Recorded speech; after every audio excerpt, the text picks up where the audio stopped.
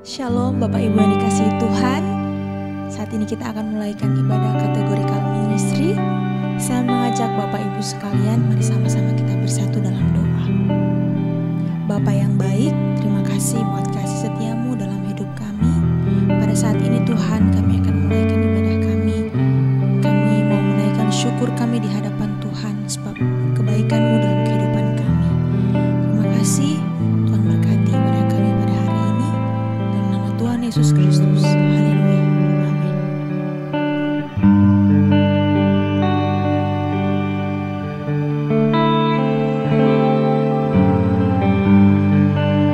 Bersyukur selalu bagi kasih-Mu di dalam hidupku. Entahkan ku ragu atas rencana-Mu untuk masa depanku.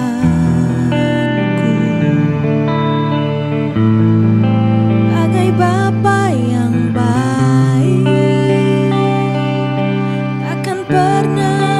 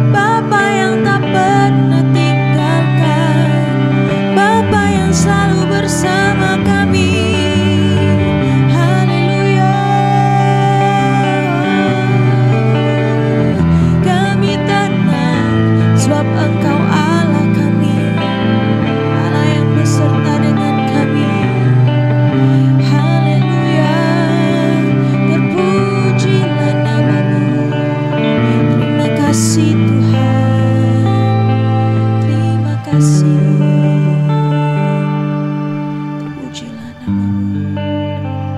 Terima kasih Tuhan.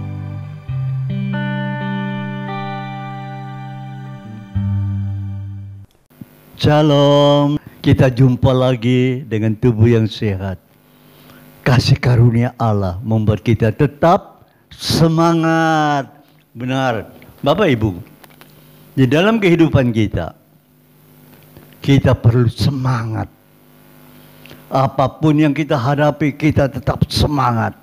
Kalau kita tetap semangat, kita dapat dengan pertolongan Tuhan dan karya Roh Kudus menyelesaikan persoalan itu. Haleluya. Malah pada saat ini mari kita buka Roma pasal 8 ayat 2. Roma pasal 8 ayat 2. Roh yang memberi hidup telah memerdekakan kamu dalam Kristus. Saudara perhatikan, Roh yang memberi hidup telah memerdekakan kamu dalam Kristus. Garis bawahi, dalam Kristus. Ya. Dari apa? Hukum dosa dan hukum maut. Hebat bukan? Kita dibebaskan dalam Tuhan kita Yesus Kristus dari hukum dosa dan hukum maut. Saudara, kami percaya bahwa semua orang, setiap orang ingin memperoleh kebebasan, kemerdekaan dari perbudakan. Mungkin perbudakan berbicara tentang kekurangan, kemiskinan, kesulitan, pergumulan. Ini dia yang memperbudak kita sehingga kita hari lepas hari bekerja. Bagaimana aku dapat mengatasi kekurangan untuk kehidupan, untuk kebutuhan hidup.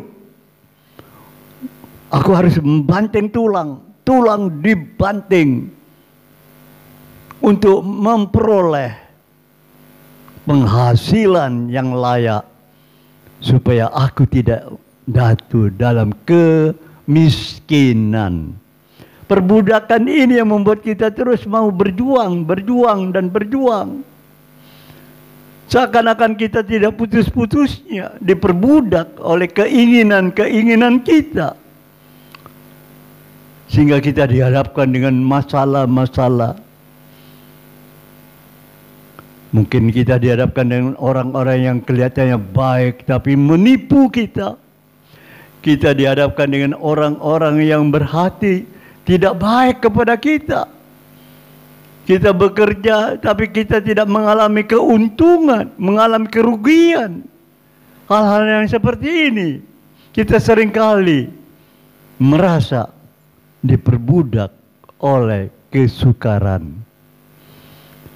Tapi Roh yang hidup itu memberikan kepada kita kemerdekaan dalam Kristus. Saudara, mari kita merenungkan ayat ini. Mari kita merenungkan. Karena kita melihat kehidupan kita.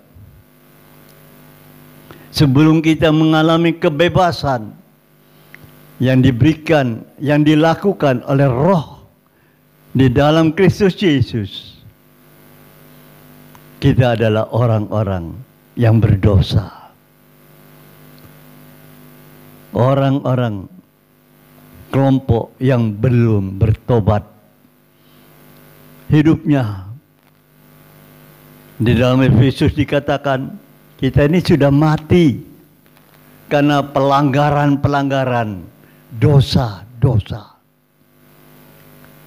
Jadi kita ini mati, bukan mati jasmani, tapi mati rohani. Tidak ada lagi kehidupan untuk mendapatkan hidup yang kekal. Saudara, tidak ada lagi bagaimana aku masuk dalam kehidupan yang kekal itu. Tidak ada. Kita mati dan upahnya maut. Ini manusia yang belum bertobat, mati karena pelanggaran-pelanggaran dosa yang kita perbuat, maupun dosa-dosa warisan dari nenek moyang kita. Pada saat kita belum bertobat, menjadi budak tawanan dosa. Jadi pikiran kita tuh bagaimana aku mendapatkan sesuatu, bukan lagi dengan cara yang baik, tapi dengan cara-cara trik-trik yang tidak baik, yang melanggar hukum. Seringkali kita melakukan seperti itu. Ada juga yang tidak melakukan trik-trik yang jahat, tapi seringkali melakukan bagaimana aku dapat makan orang itu, orang-orang yang ada, yang berada, yang kaya, supaya aku menjadi kaya. Banyak trik-trik yang dilakukan.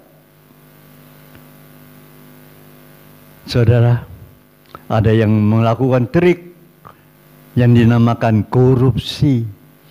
Banyak hal, saudara, karena di dalam korupsi itu tidak tergolong orang-orang yang tertentu, tapi kadang-kadang kita juga mengadakan. Di dalam rumah tangga kita juga mengadakan korupsi. Saya banyak dengar dari ibu-ibu, ya, apa bapak itu medit sekali kalau memberi uang belanja pas-pasan, ya. Dan bagaimana untuk mencukupi bapak-bapak yang ingin makan yang enak, padahal dia memberikan uang pas-pasan. Nah, ini mulai trik-trik seorang istri melakukan bagaimana caranya mendapatkan uang supaya suaminya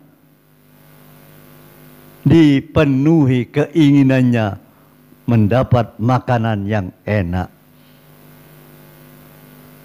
Walaupun uang belanjanya pas-pasan.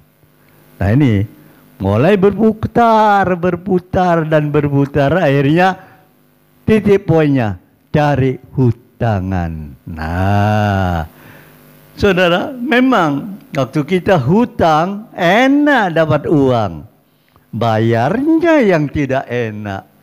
Kenapa? Tidak ada uang untuk bayar itu. Bagaimana? Uang yang dipinjam, utang yang kita pinjam itu bukan lagi menjadi modal, tapi masuk dalam perut suaminya. Makanan-makanan yang enak ada di dalam perut suaminya. Bagaimana kita akan bayar hutang-hutang kita? Mulailah trik-trik bagaimana supaya orang itu tidak datang menagih hutang-hutangnya, supaya dia selamat, lolos. Antara lain minggat, lari, pindah dari rumah tanpa memberitahu. Nah, ini seringkali di dalam rumah tangga kita mengalami seperti itu. Hati-hati ibu-ibu, ya. Hiduplah, cukuplah. Jangan ikuti inginan. Kalau engkau ingin menyenangkan suamimu, katakan terus terang. Jangan malu, Pak, uang belanja tidak cukup untuk menyenangkan perutmu. Itulah. Jangan sembunyi-sembunyi merasa cukup. "Ma, kasih uang sekian, cukup enggak?" "Cukup." Padahal cari utangan. Aduh, mencari penderitaan sendiri. Hati-hati. Menjadi budak karena perbuatan-perbuatan dosa yang kita lakukan. Yang lebih keren, kita menjadi milik iblis. Saudara, yang mengikat kita oleh iblis. Kita tidak berbuat begini, iblis memberikan jalan keluar yang jahat. Kamu harus begini loh, harus begini. Nah, karena kita di bawah kuasa si iblis, diikat oleh si iblis, diperbudak oleh si iblis, dan Tuhan kita adalah Tuhan iblis. Apa yang diperintahkan itu yang harus dikerjakan. Nah, ini dia, saudara. Kita tidak akan mengalami kebebasan, kedamaian, ketenangan, tidak ada. Yang ada ketakutan, kecemasan, kekhawatiran. Itulah sebabnya. Jangan lagi kita memikirkan hal-hal yang baik. Nggak sempat sudah. Yang ada cuma hal-hal yang buruk. Bagaimana aku mendapatkan uang dengan cara yang kalau bisa ekonomis, tanpa modal dapat uang. Nah ini bahayanya, saudaraku. Mari, kalau kita mengetahui kita masih ada di dalam tawanan-tawanan iblis, itu dia orang-orang yang belum bertobat. Tapi setelah kita berubah, bertobat, lain ceritanya. Di dalam firman Tuhan katakan, 2 Korintus 5 ayat 17 dikatakan, jadi siapa yang ada di dalam Kristus, ia adalah ciptaan baru. Yang lama sudah berlalu, sesungguhnya yang baru sudah datang. Ini orang-orang yang sudah bertobat, yang mengalami pertobatan. Di dalam Kristus kita menjadi ciptaan baru. Ini dia yang perlu kita inginkan, saudara. Ciptaan yang baru di dalam Kristus. Berarti kita sudah diampuni dosa-dosa kita. Kita dibebaskan dari tawanan-tawanan dosa yang upahnya maut oleh Yesus Kristus, Tuhan dan Juru Selamat kita. Saudara, firman Tuhan katakan di dalam 1 Korintus 6 ayat 20 katakan, sebab kamu telah dibeli dan harganya telah lunas dibayar. Saudara perhatikan, lunas dibayar. Karena itu muliakanlah Allah dalam tubuhmu. Kita bersyukur kepada Allah karena kita dibeli, harganya lunas dibayar. Nah, kalau kita tahu masalah persoalan ini, ayo melalui tubuh kita, kita memuliakan Tuhan. Beritakan keselamatan kepada orang-orang yang saat ini belum bertobat. Siapakah mereka itu? Mungkin di antara kita yang terdekat dengan kita. Suamimu, atau istrimu, anak-anakmu, menantumu, cucu-cucumu. Perhatikan, sudahkah mereka itu bebas dan menerima Yesus sebagai Tuhan dan Juru Selamat untuk mendapatkan pertobatan pengampunan dosa, kebebasan daripada Tuhan. Sehingga dalam Kristus Yesus menjadi ciptaan yang baru. Ayo kita perhatikan dalam perkara ini. Saudara, telah harganya telah lunas dibayar. Keselamatan yang kau beri, kita terima dari Tuhan itu lunas dibayar. Lunas dibayar. Perhatikan kata-kata lunas dibayar itu bukan cara kredit. Bukan kreditan. Kita ini diselamatkan lunas dibayar dengan darah yang mahal. Tuhan kita Yesus Kristus. Bukan kreditan. Kredit bayar angsuran. Tidak. Lunas dibayar. Bukan kreditan lagi. Berbahagialah kita pada saat ini. Kalau engkau mendengar kebenaran firman Tuhan. Bahwa engkau masuk di dalam bilangan orang-orang yang sudah bertobat. Dan di dalam Kristus engkau adalah ciptaan baru. Ayo kita mempermuliakan Allah. Jadilah saksi untuk keluargamu. Selamatkan keluargamu. Menangkan keluargamu. Orang-orang yang terdekat dari kita. Jangan biarkan mereka berjalan dalam tempatnya yang ada apinya yang menyala-nyala itu. Kita harus rampas mereka dari api yang menyala-nyala yang tidak pernah padam. Selamatkan jiwa mereka. Perkenankan, bawa mereka pada Yesus Kristus. Hai istri-istri, di manakah suamimu?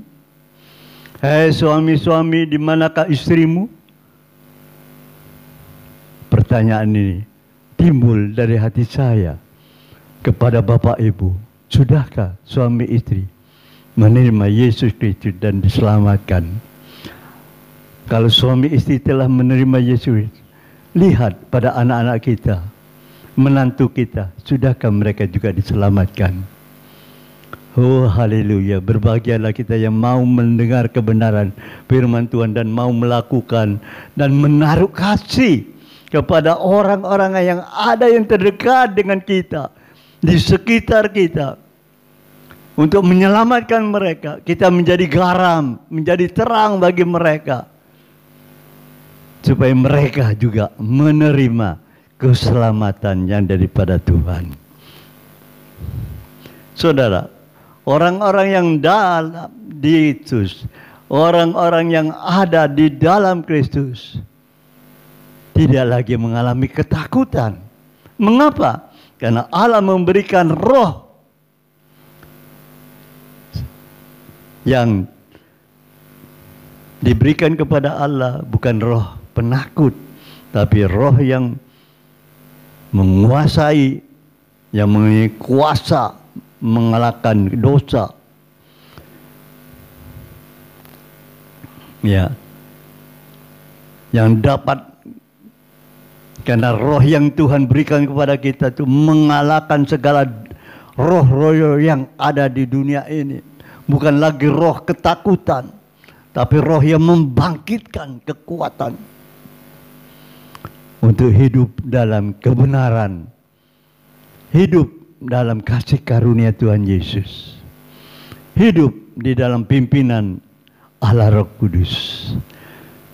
Kita senantiasa minta Roh Kudus berbicara pada kita, membimbing kita, menuntun kita, mengajar kita, hingga kita keluar sebagai pemenang yang menyampaikan berita keselamatan, berita Injil Yesus Kristus kepada keluarga kita, rekan-rekan kita, tetangga kita, dan seterusnya. Oh saudara, karena Allah memberikan kita bukan roh ketakutan, melainkan roh yang membangkitkan kekuatan, kasih, dan ketertiban. Mari kita melakukan sesuai gerakan roh yang Tuhan berikan kepada kita. Kita melakukan kasih di dalam keluarga kita, teman-teman kita, di dalam pekerjaan kita, di dalam pelayanan kita, sehingga nama Tuhan dipermuliakan melalui hidup kita. Saudara, iblis tidak lagi menguasai hidup kita. Iblis lagi tidak ada kuasa dalam hidup kita.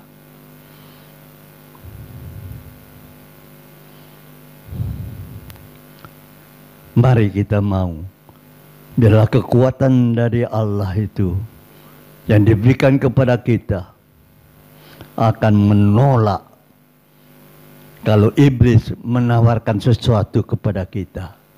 Kita dapat menolak apa yang direncanakan iblis untuk kita, yang disodorkan kemewahan, kesenangan dunia. Kita dapat menolak, berkata tidak kepada rencana-rencana iblis. Mengapa? Firman Tuhan katakan, karena kita tahu rencana iblis. Karena kita tahu maksud-maksudnya si iblis, maka kita dapat berkata tidak.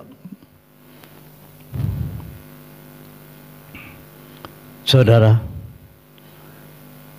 kita akan berkata tidak dalam nama Yesus Kristus.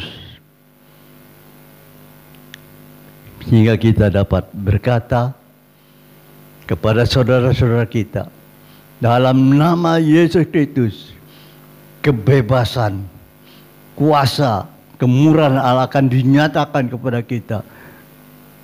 Sehingga dapat menolong saudara-saudara kita yang dalam tawanan-tawanan, keinginan-keinginan dosa yang ditawarkan oleh iblis. Bapak Ibu, mari kita merenungkan perkara ini. Karena kita telah ditebus, dibeli dengan lunas, dibayar oleh Kristus. Hiduplah di dalam doa. Saudara, hidup di dalam doa, hidup di dalam Kristus, dan Kristus hidup di dalam kita. Berjalan dengan Kristus, Roh Kudus memimpin kita. Saudara, kita sudah tahu kita telah dimenangkan, tapi sayang sekali ada orang yang sudah diselamatkan, yang sudah bertobat, masih main mata dengan dosa. Saudara, main mata, coba-coba main mata dengan dosa.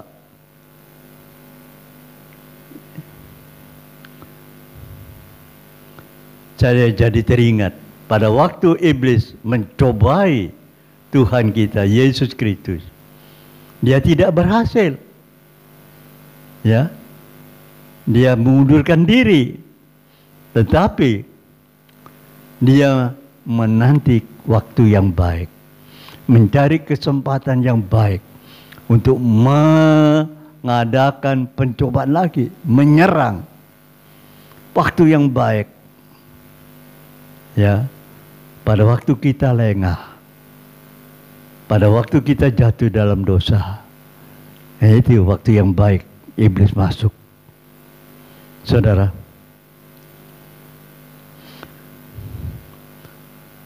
saya jadi ingat satu cerita di mana iblis telah keluar dari rumah, ya, dan rumah itu sudah bersih, disapu, bersih, kosong, perabot-perabotnya sudah baik. Dan iblis yang diusir dari rumah itu berkelana di tempat-tempat yang tandus. Dia merasa, aku tidak senang aku di sini. Aku akan kembali lagi ke rumah yang aku tinggalkan itu. Maka iblis masuk kembali ke rumah yang kosong, yang sudah bersih itu. Dan dia tidak sendirian. Dia mengajak teman-temannya. 7 roh jahat yang lebih jahat untuk menguasai, masuk dalam rumah itu. Dan rumah itu adalah kita yang telah bertobat, tapi tidak mengakui, tidak mau tunduk kepada Yesus Kristus. yang tidak mau melakukan apa yang Tuhan Yesus perintahkan, yang mau hidupnya semau gue. Hati-hati, roh yang sudah keluar dari kita sudah mendapatkan pertobatan, rumah kita sudah bersih. Kalau kita lengah, iblis masuk kembali bersama 7 roh yang lebih jahat. Hati-hati saudaraku. Jangan lagi main-main mata dengan dosa. Kalau engkau sudah bertobat dan engkau sudah menerima keselamatan daripada Tuhan, pertahankan itu. Jangan lagi main-main dengan dosa, melirik-lirik dosa. Akibatnya fatal. Hati-hati.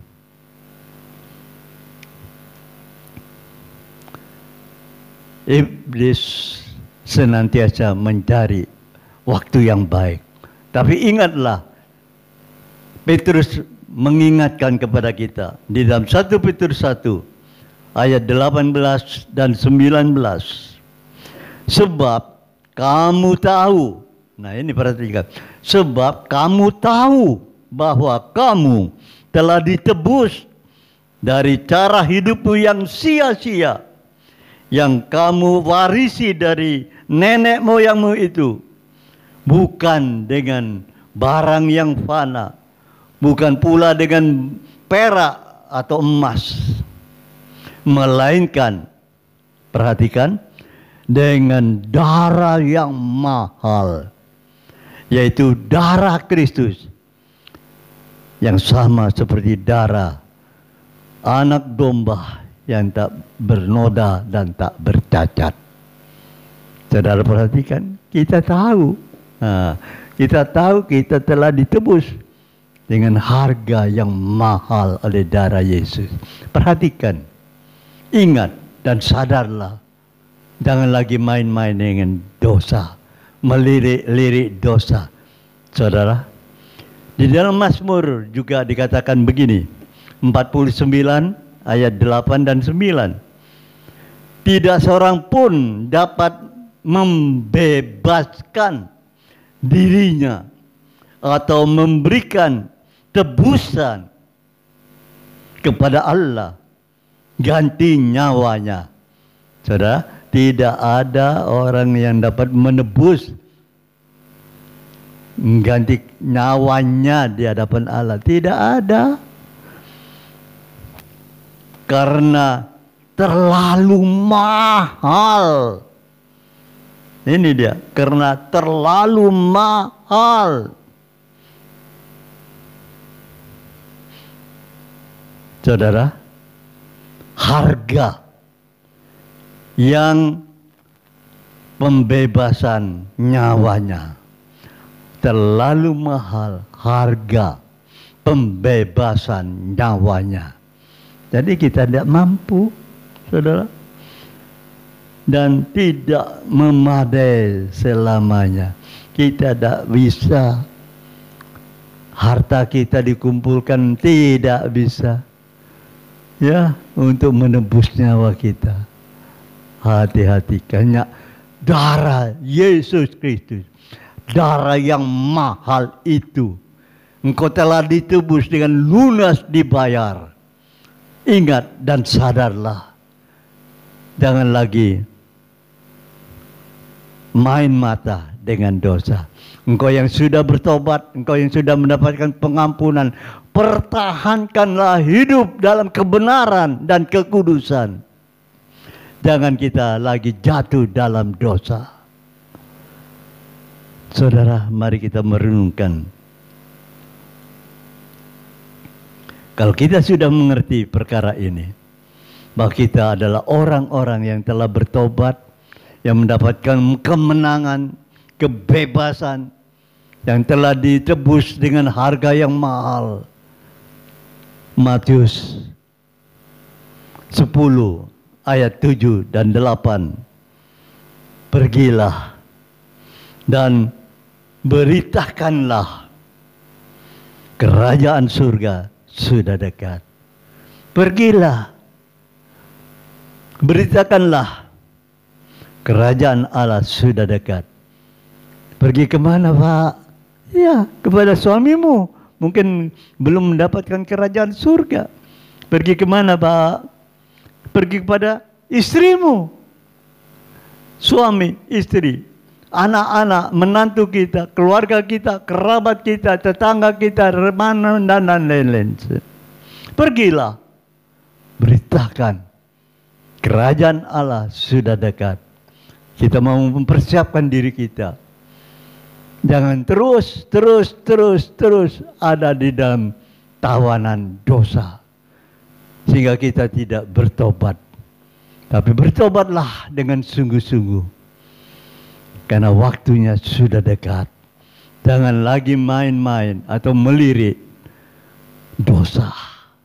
Saudaraku, ayat 8 dikatakan, sembuhkanlah orang yang sakit, bangkitkanlah orang mati, tahirkanlah orang kusta, usirlah setan-setan.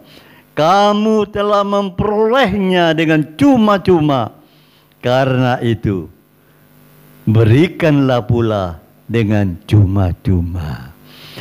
Jadi saudaraku, engkau telah ditebus dengan lunas, harga dibayar, harga lunas dibayar, dan kita mendapatkan dengan cuma-cuma itu keselamatan itu, pengampunan dosa itu, karena kasih karunia Allah kepada kita.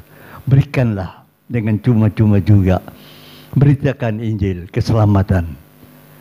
Saudara, waktunya sudah singkat, karena firman katakan kerajaan surga sudah dekat. Jangan sampai kita ketinggalan. Tuhan Yesus memberkati. Mari kita berdoa.